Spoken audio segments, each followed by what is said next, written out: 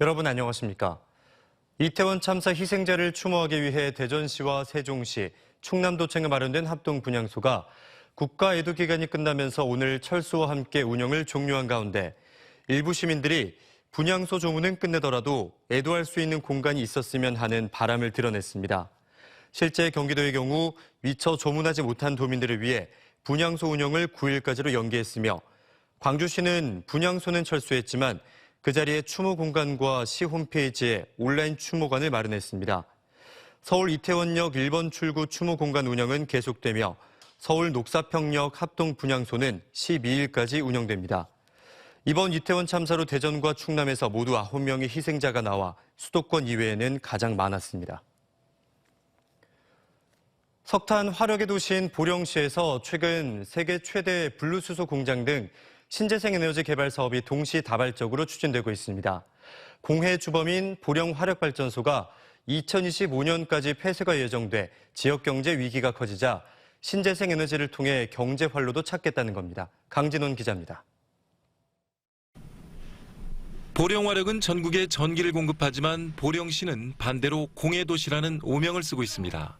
그럼에도 불구하고 보령화력이 경제에 미치는 영향은 절대적이어서 오는 2025년 예정된 발전소 폐쇄는 지역에 큰 불안감을 불러왔습니다. 보령시가 석탄화력 종료를 앞두고 수소 등 신재생 에너지 전환을 위한 사업을 동시다발적으로 추진하고 나섰습니다. 가장 주목되는 건 블루수소 플랜트. SK E&S와 중부발전이 4조 원을 들여 보령화력 내 60만 제곱미터에 연간 25만 톤의 블루수소 생산시설을 구축하고 있습니다. 이곳에 예정된 블루수소 생산기지는 내년 공사에 들어가 2025년 말 완공 예정입니다. 국내 에너지 시장의 판도를 바꾸는 대변화가 시작되는 겁니다. 블루수소는 세계적으로는 10,000톤 이하의 소량만 생산 중으로 보령에 예정된 25만 톤은 승용차에 주입할 경우 150만 대를 채울 수 있는 단일 플랜트 사상 세계 최대 규모로 꼽힙니다. 이산화탄소를 포집하여 대기로의 온실가스를 최대한 배출을 감소시킨 청정에너지로서 인근에 있는 액화수소 충전소 및 청정수소를 이용한 연료전지 발전소 그리고 수소 터빈 발전소 등에 공급을 하려고 추진하고 있습니다.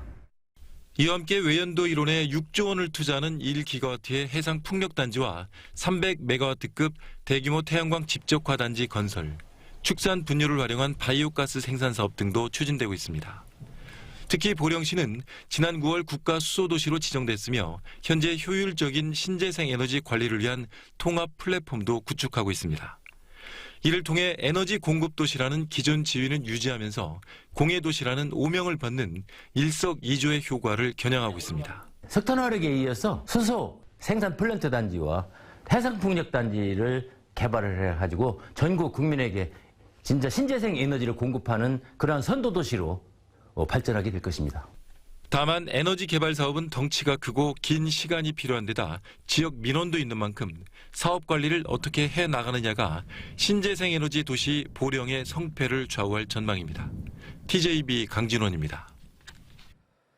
충청권 4개 시도가 연대한 2027 하계 유니버시아드 대회 유치 여부가 이번 주 결정됩니다. 대전시 등에 따르면 국제대학 스포츠연맹은 오는 12일 벨기에 브뤼셀 총회에서 2027년 하계 유니버시아드 대회 개최지를 결정하며 충청 메가시티라는 이름으로 유치전에 나선 대전과 세종, 충남북 4개 시도 단체장은 오는 10일 총회 참석을 위해 동반 출국합니다. 2027년 대회 개최지는 오는 12일 집행위원 22명의 투표를 통해 결정되며 후보지는 현재 충청 메가시티와 미국 노스캐롤라이나주로 압축됐습니다. 상상만으로 로봇을 자유자재로 움직이는 장면, 공상 과학 영화 속에서 단골처럼 등장하는데요. 카이스트 연구팀이 이 뇌 신호를 해독해 생각만으로 로봇팔을 움직이는 기술을 개발했는데 사지 마비 환자뿐만 아니라 메타버스 분야에도 폭넓게 활용될 전망입니다. 장석영 기자입니다. 절단된 팔을 대신해 로봇 팔을 부착한 영화 속 인물. 마치 자신의 신체 일부처럼 자유자재로 팔을 움직이며 싸움을 합니다. 직접 조작하지 않고도 생각만으로 로봇팔을 제어하는 기술은 SF 영화 단골 소재입니다. 카이스트 정재승 교수팀이 서울대병원과 공동으로 인간의 뇌 신호를 해독해 로봇팔을 제어하는 시스템을 개발했습니다. 뇌전증 환자 18명의 머리에 대뇌피질 신호를 측정할 수 있는 장치를 부착하고 물체를 향해 한 번은 직접 팔을 뻗어보고 한 번은 팔을 뻗는 상상만 했습니다. 연구팀은 위, 아래, 좌우 4가지 방향에 대한 테스트를 진행한 결과 도달 지점뿐만 아니라 팔 이동 경로까지 80% 이상의 정확도를 확인했습니다. 특히 환자가 움직임을 구체적으로 상상할수록 정확도가 더 높아졌습니다. 구체적으로 손을 움직이게 하고 심지어는 그 경로까지도 저희가 추적해서 인공지능으로 하여금 학습시키고 그래서 상상하는 손의 움직임의 경로까지도 예측했다는 점에서 팔을 움직일 때는 대뇌 운동피질에서 동작에 대한 계획과 실행, 근육 조직 활성화를 위한 제어 신호가 만들어지는데 움직이는 상상만 할 때 나오는 신호를 정밀하게 추출해 동작을 정확히 예측할 수 있게 하는 게 기술의 핵심입니다. 대뇌 피질에서 신호를 측정해서 받으면 그 신호에서 팔을 움직이거나 또는 상상했던 거와 관련된 대뇌 피질 신호를 이제 추출을 해서 그 신호들 중에서 가장 신뢰성이 높은 신호들만을 선별을 하고 이 기술은 팔을 움직이는 데 장애가 있는 사지마비나 절단을 비롯해 운동 장애를 겪는 환자를 위한 의료기기, 휠체어, 드론 등에 활용됩니다. 나아가 메타버스 안에서 상상만으로 전신 아바타를 움직이게 하는 등 다양한 형태로 응용될 수 있을 것으로 기대됩니다. 연구팀은 팔의 움직임 연구에 이어 손가락의 움직임까지 상상만으로 제어할 수 있는 로봇 손 개발도 진행할 계획입니다. TJB 장석영입니다. 금리 부담으로 주택 매수 심리가 위축된 가운데 11월 대전과 충남에서 8천여 가구가 분양돼 청약 흥행 여부에 관심이 모아집니다.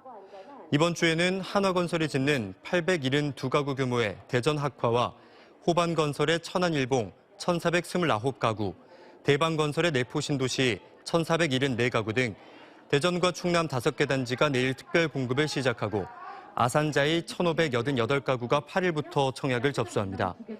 또 다음 주에는 재건축 대단지인 대전용문 123구역 1,935가구가 14일부터 청약 접수를 시작하고 분양가 1,374만 원에 대전 두안 갑천 2블록 936가구가 17일부터 청약 일정에 들어갑니다.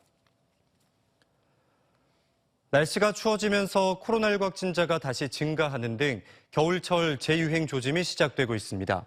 방역당국에 따르면 대전에서 10월 29일부터 어제까지 일주일간 평균 1,361명의 코로나19 확진자가 발생해 전주 대비 306명, 29% 증가한 것으로 나타났습니다. 충남에서도 최근 일주일간 평균 1,712명이 확진 판정을 받아 전주 대비 8.1% 증가했습니다. 코로나19 재유행이 이달부터 본격화될 것이라는 우려 속에 동절기 추가 접종이 내일부터 본격적으로 시작됩니다. 변이에 대한 감염 예방 능력이 뛰어난 3가지 개량 백신 가운데 한 가지를 선택할 수 있는데 어떤 백신을 맞는지보다는 내가 가장 빨리 맞을 수 있는 백신을 선택하는 게 중요하다고 합니다. 김종엽 개건의학 전문 기자의 보도입니다. 동절기 코로나19 추가 접종 예약 시 선택할 수 있는 개량 백신은 모두 3가지입니다.